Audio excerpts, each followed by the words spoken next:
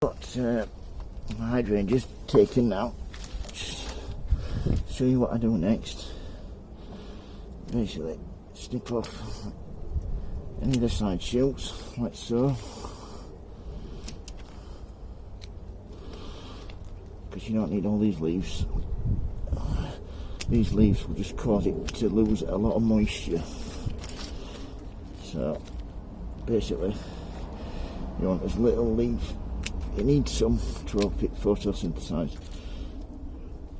Cut that one off there, just leave one on. So just like that. So all you need to do with them is go through them all like so. These are really good secateurs. These are just perfect. They're just really like big scissors. I got these a few weeks ago on well-known auction site and recommend they cost about $10–11.99, but they're well worth it. The best little secateurs I have ever had. Anyway, back to these. All the way back, and just those leaves on the top there. This one as well, you see how quick they start going over when you've taken them. That's why you put them in a plastic bag. Clean all these up when I've done. Should have 5 here.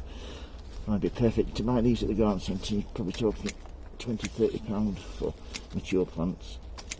This hasn't cost me anything. Just a bit of time and a bit of effort, and then you get gorgeous plants. Yeah, that's number 4. Just one more to do. 3, 4. That's it. Just this one to do. These were the only 5 I could find actually on the hydrangea that weren't flowering stems. Right, these last ones. Right, once you've got these together, get rid of all the dead leaves.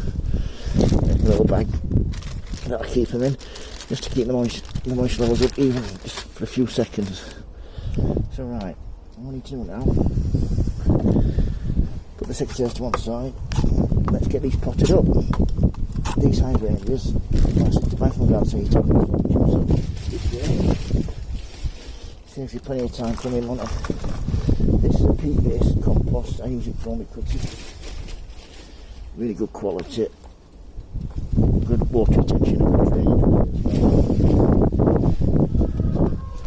It's not have any feed in it at all.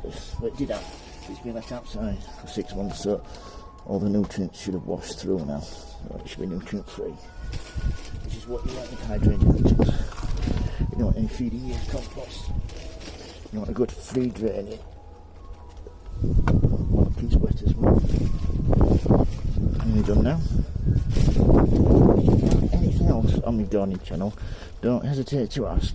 I really enjoy answering your questions if I can. Right, that's those done. Give me a good tap down like so. Make sure nice and level. Easy peasy, but don't even have to make any holes because, as you can see, straight in like that. It's as easy as that. Then once you've done that, all we have to do then, give them a good water. Once they're all potted in like that, give them a good soak. And keep them somewhere. You don't want to be full sun shade. But you want to be outside. You don't have to mess about on the inside. As long as I keep them around here, you're going to get a couple hours sunshine a day. You should go on quite well. Always write down what day you take cuttings so you can see how they're going about and how they're taking. I mean, I'm alright because I upload these videos, so I know exactly when these cuttings were taken. So right, I've given them a good water. I shall put them somewhere light, but out of direct sunlight. If you've got any questions, hesitate to ask.